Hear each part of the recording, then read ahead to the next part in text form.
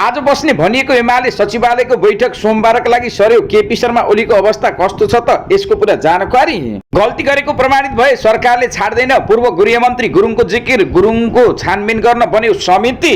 अवैध लागू पदार्थ र अफिम हतियार बरामद। 35 वर्षीय तामाङ पक्राउ। गर्मीका कारणले कञ्चनपुरका 2 नगरपालिकामा विद्यालय बिहानी सत्रमा सञ्चालन हुने र 100 रुपियाँ भन्दा बढीमा घरयासी सरसामान भन्सार उठाउने सरकारको निर्णयमा सर्वोच्चको रोक। तरेली खबर टिभीमा यहाँहरूलाई स्वागत छ। सदाका जस्तै आज पनि नयाँ ताजा समाचार लिएर उपस्थित भएका छौँ। कृपया यो भिडियोलाई अन्तिमसम्म हेरी हामीलाई साथ दिनुहोला। यदि तपाईहरुले अहिलेसम्म हाम्रो च्यानललाई सब्स्क्राइब गर्नुभएको छैन भने कृपया सब्स्क्राइब गरी साथमा आउने बेल आइकनलाई दबाए हामीसँग जोडिनुहोला। दर्शकबिन अब भने पुरा समाचार। तत्कालीन गृहमन्त्री तथा सांसद सुजन गुरुङले आफू विरुद्ध छानबिन समिति बनेको र सरकारले सत्य तथा बाहिर ल्याउनेमा आफू ढुक्क रहेको बताएका छन्। यदि आफूबाट गल्ती भएको प्रमाणित भए वर्तमान सरकारले कुनै हालतमा नजोगाउने र कारबाही गर्ने उनले भन्दै उनले आफूले कुनै पनि गल्ती काम नगरेको दाबी गरेका छन्। पत्रकारसँग कुराकानी गर्दै गुरुङले भने हाम्रो सरकारले कसैले पनि छाड्दैन।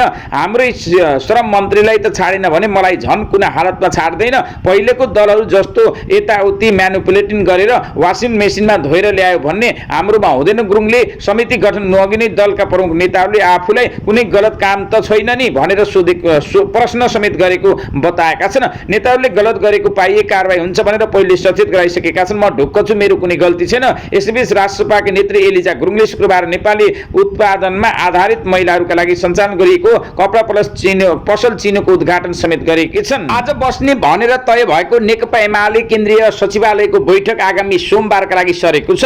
नेकपा एमाले अध्यक्ष केपी शर्मा ओलीको स्वास्थ्य अवस्थामा गडबडी देखिएपछि नेकपा एमाले बैठक सरेको जिकिर गरिएको छ।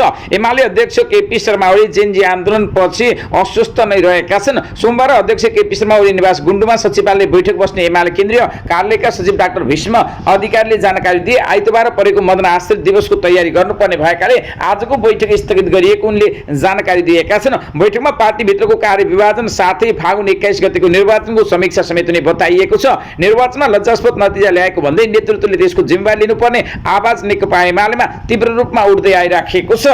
उता फरार प्रतिवादीको खोजीमा खटिएको धादिङ प्रहरीले ठूलो परिणाममा अवैध लागू पदार्थ अफिम र हतियार बरामद गरेको छ। दक्षिण धादिङको बेनीघाट रोराङ गाउँपालिका 2 होबाङबाट 51 किलो 980 ग्राम शुद्ध अफिम बरामद गरेको छ। अफिम र अवैध भरुवा बन्दुकसहित सोही ठाउँ बस्ने 35 वर्षीय वीरबहादुर तामाङलाई पक्राउ गरिएको जिल्ला प्रहरी कार्यालय धादिङका प्रहरी नायक उपरीक्षक प्रकाश दाहालले जानकारी दिएका छन्। प्रतिवादी खोज्ने क्रममा लागू औषधको ठूलो कारोबार भइरहेको सूचना पाएपछि प्रहरीले तामाङको घरमा खान तलासी गरेको थियो। प्रहरी नायक उपरीक्षक दाहालले भने गजुरी प्रहरी कार्यालयमा प्रमुख एवं प्रहरी नायक उपरीक्षक सुजन कार्कीको कमान्डमा खटिएको टोलीले तामाङको घर र गोठमा छापा मारेको थियो। खान तलासीको क्रममा बाख्रा बाँध्ने गोठभित्र लुकाएको अवस्थामा 4 फिट र 6 इन्च लामो 1 थान भरुवा बन्दुक र 2 थान डिजिटल तराजु फेला परेको र तामाङले सुत्ने कोठामा ओछ्यानमा नजिकै 5 वटा प्लास्टिकमा बाल्टीमा भरिएको अवस्थामा अफिम जस्तो देखिने कालो लेदो पदार्थ फेला परेको जिकिर गरिएको छ।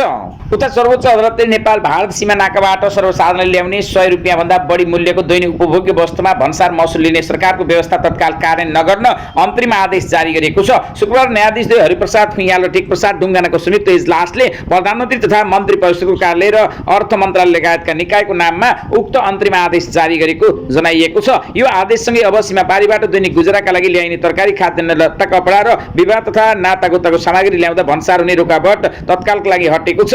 रिटको अन्तिम किनारा नलागेसम्म सरकारले सर्वसाधारणबाट स्थित दैनिक उपभोग्य सामानमा भन्सार महसुल उठाउन पाउने छैन। सरकारले राजपत्रमा सूचना प्रकाशन गरी स्थल मार्गबाट ओहोरदोहोर गर्ने व्यक्तिले 100 रुपियाँ भन्दा मूल्यको बढीमा निजी प्रयोगका लागि ल्याइने वस्तुमा भन्सार तिर्नुपर्ने व्यवस्था गरेको थियो। सुरुमा कार्यान्वयन नआएको यो व्यवस्था पछिल्लो समय अर्थ अन्तर्गत कडाई गरेपछि तराई मधेसको सीमामा स्थानीयसँगै भारतीय व्यापारीले समेत विरोध जनाइरहेका थिए।